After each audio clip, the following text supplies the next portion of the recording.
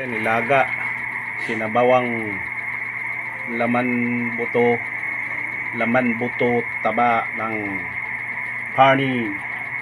Mamaya na po natin ihalo yung dahon, pechay. Pag malambot na po ang karne, with mais, gabi, kamatis, loya lang, masarap na. Lunod na natin, lagay na natin yung mga dahon kasi malambot na yung karne.